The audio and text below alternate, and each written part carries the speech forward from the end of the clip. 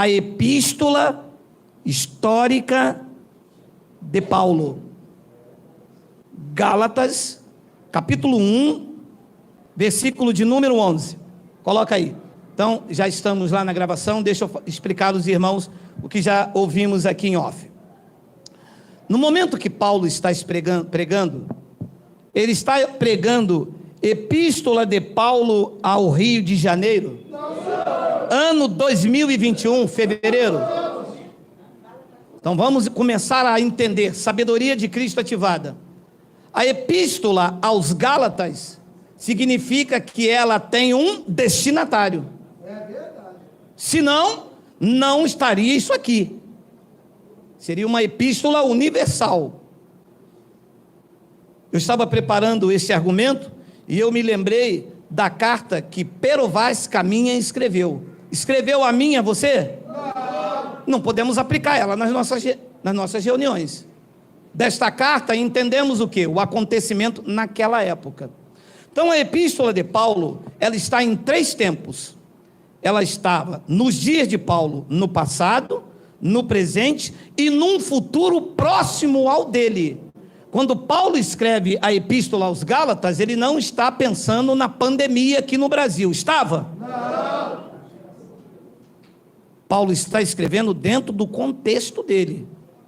Os olhos de Paulo estão no futuro próximo ao dele. Eu estou pregando aqui aos senhores, eu não estou pregando para alguém que vai nascer em 2090 e alguém vai pegar esse esboço aqui e vai dizer, olha o que Geraldo está dizendo hoje. Alô, aí do ano 2090, Geraldo está pregando Gálatas capítulo 2, versículo 1 ao 3. 14 anos depois, continua Paulo escrevendo ao Brasil. 14 anos depois, subi outra vez a Jerusalém com Barnabé, levando também a Tito. Subi em obediência a uma revelação e lhe expus o evangelho que prego entre os gentios, mas em particular aos que pareciam de maior influência, para de algum modo não correr ou ter corrido em vão. Contudo, nem mesmo Tito, que estava comigo, sendo grego, foi constrangido a circuncidar-se. A pergunta que eu quero fazer é: que tipo de doutrina Paulo está revelando nesse texto que foi lido? Nenhuma. Esse argumento de Paulo, ele tem um caráter biográfico. Paulo está dando um testemunho dele, sim ou não? Sim. Paulo está contando o que aconteceu com ele antes. Então, Paulo está contando uma história. Em termos espirituais, isto aqui traz edificação, crescimento espiritual a você, em que sentido? Nenhum. Por quê? Porque Paulo aqui não está trazendo doutrina. Paulo está relatando um fato que aconteceu com ele. Então, esse é um argumento de caráter biográfico. Ele fala da vida dele no judaísmo. Nesse texto existe uma ordem cronológica que consta de datas, lugares, pessoas e acontecimentos marcantes. Conseguiu identificar isso no texto? Você leu comigo? Você leu ali que existe pessoas ali naquele texto, Barnabé e Tito. Existem lugares, como ele diz, Jerusalém e Cilícia. Existem datas, ele disse 14 anos e 3 anos.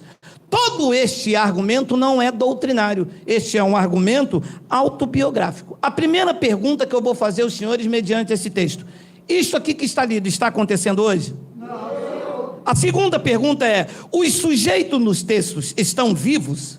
Não.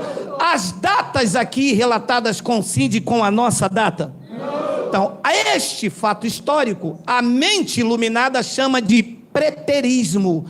Todo este argumento aqui está no pretérito. Wala. Wala. E se eu fizer contrário disso? Eu vou futurizar isso aqui.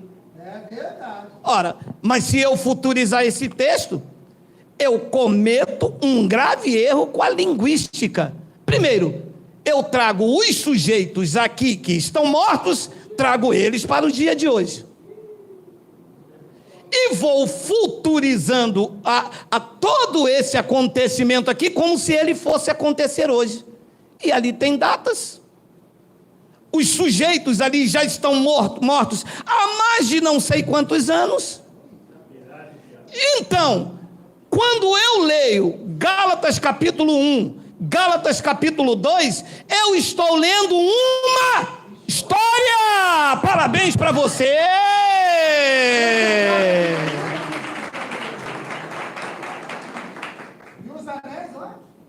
E lá vem os doutores. Porque Zaqueu subiu numa árvore e Jesus entrou lá. Dá glória à igreja, glória à história que você está contando, pastor. Porque isso é uma história. Zaqueu subiu na árvore. Zaqueu está vivo? Não. Aquela árvore existe? Não. Então aquilo ficou no passado. É pretérito. Acabou. Então não adianta pregar as epístolas de Paulo. As epístolas devem ter uns olhos iluminados para dividir o que é o contexto local, o que é a ação verbal, respeitando o contexto histórico das epístolas de Paulo. O que cabe a nós é aquilo que é transcendental, é aquilo que não se diluiu com o tempo. O batismo foi na cruz, foi de uma vez para sempre. O batismo não foi na cruz. Cristo nos aperfeiçoou nele. Se aperfeiçoado para sempre. Uma vez aperfeiçoado em Cristo, aperfeiçoado para sempre. Paulo disse aos Efésios: vocês foram salvos pela graça. Os Efésios foram salvos pela graça. Quem nasceu debaixo de Cristo está salvo uma vez, salvo eternamente. Isto não se dilui com o tempo. E esse texto que você leu e tantos outros se diluíram. Então eu não posso aplicar um texto desse aqui, jogar no teu colo e dizer: olha, Jesus salvou Zaqueu. E vai contar história para mim?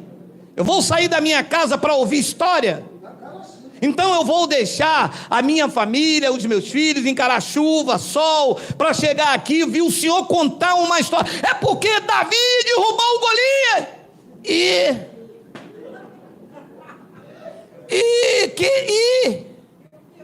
Davi derrubou o Golias. Minha carteira cai no chão, o pastor pega, vira o meu bolso e o Davi. Abençoados, o que é a conjugação verbal que nós temos falado tanto neste dia? É você respeitar o momento da escrita. Ali, por exemplo, e esse texto lido está no pretérito. Pretérito ou preterismo não é uma doutrina. Alô? Aqui você assou, Geraldo assou. Alô, abençoado. Preterismo não é uma doutrina. Eu estudei até a 4ª série, você não sabe disso não. Preterismo é a ação verbal, é o tempo verbal que mostra a ação ou o estado anterior ao momento que se fala. Isto chama-se pretérito, pretérito do futuro, pretérito mais do que perfeito, pretérito imperfeito. É preciso um burro de 4ª série ensinar vocês a conjugação verbal dentro da Bíblia? Aonde estão os doutores da igreja? Onde estão os teólogos da igreja? Que pegam tudo que está escrito, tudo, e joga no peito das pessoas. Por favor, Miguel, digite aí, eu tenho 1 minuto.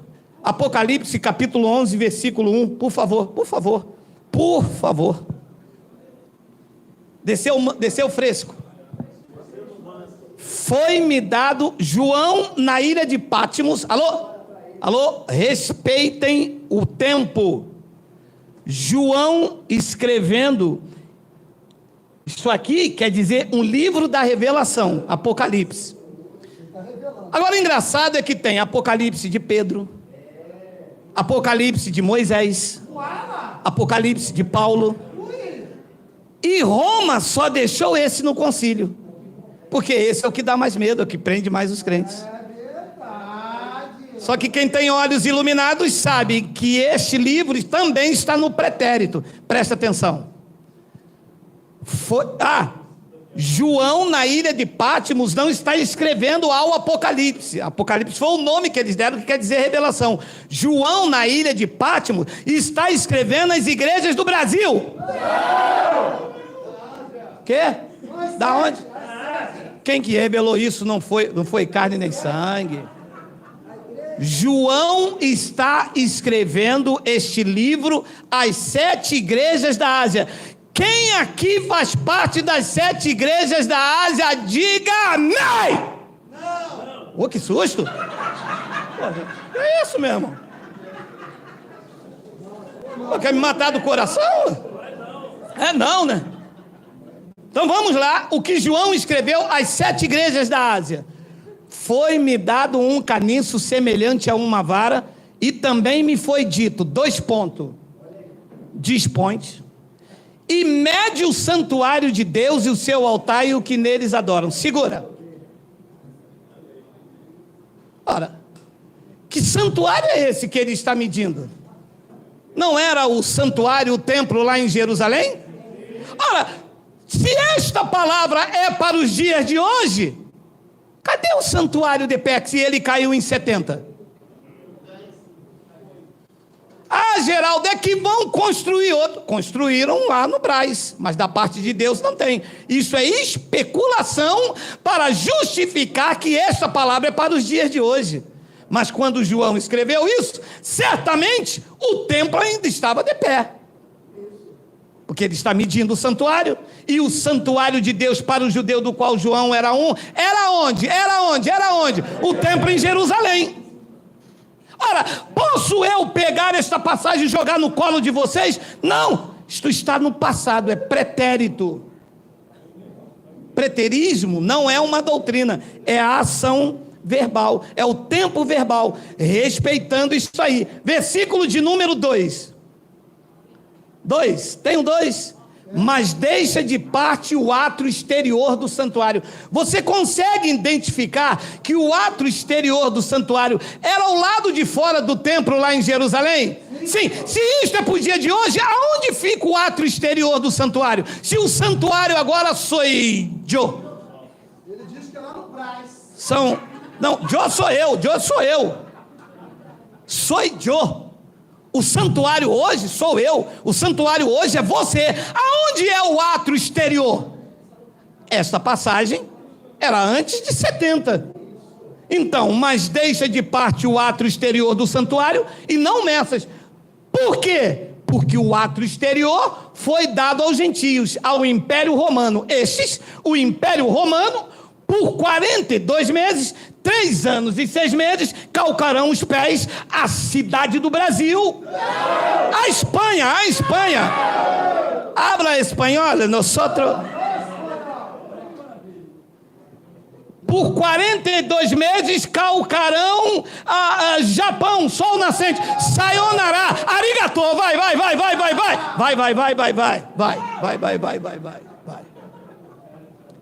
Aonde era a cidade santa? Por favor, diga Yahuchalan.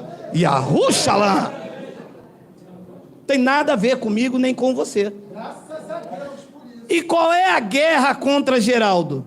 É que Geraldo, com a 4ª série, está ensinando os doutores a conjugação verbal, respeitando o tempo da escrita, o seu remetente, o seu destinatário. Lendo com os olhos iluminados, nós extraímos o que é doutrina, e o que ficou no passado, para mim, virou história. Não, a Cristo, por favor, a Cristo.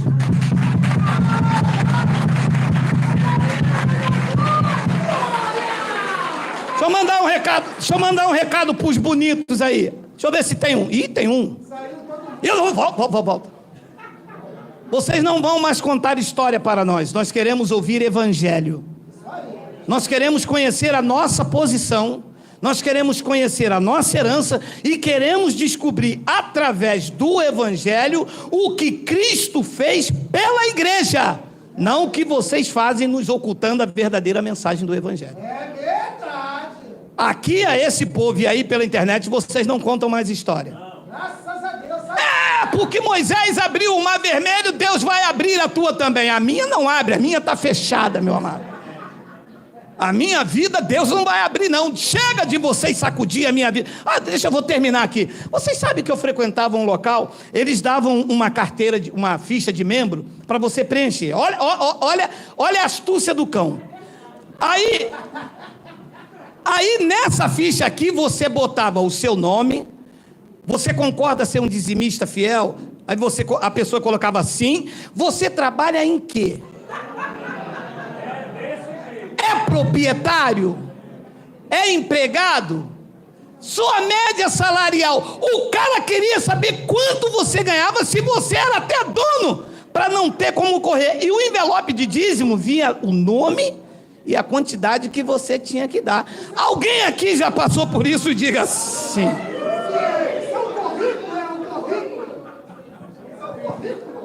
Contadores de história.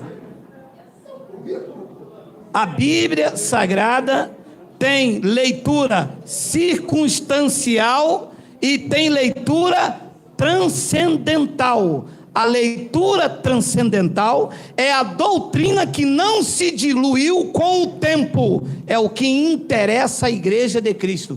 A leitura circunstancial é uma história e que eu vejo como Deus tratava aquele povo, como Deus agia, como Paulo passava algumas experiências. Isto eu leio, entendo, não vou viver igual ele nos erros, mas não devo aplicar a igreja como doutrina. A doutrina para a igreja é a sã, é a saudável. A maioria das igrejas, eu falo porque eu não tenho medo mesmo. Já deixei um seguro de vida, aumentou agora, chegou a carta lá, era R$ 333,37, aumentou agora para 415. A mulher já acorda de manhã com a faca para cima de mim.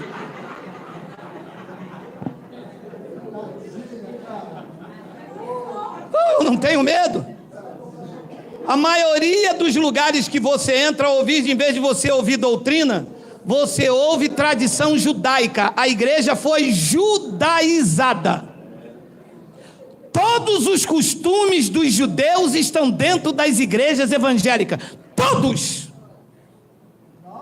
João batizou nas águas. Essa igreja também batiza. Porque em Malaquias 3,10, essa igreja também dá. Por quê? Por quê? Porque pegam aquilo que era circunstancial para os judeus, futurizam para o dia de hoje. Não tem olhos iluminados como o seu, o radar do Espírito Santo para dizer e para discernir: isto é para mim, isto é para os judeus, isto serve, isto é doutrina, isto não é. Graças a Deus pela sua vida e pelos seus olhos iluminados.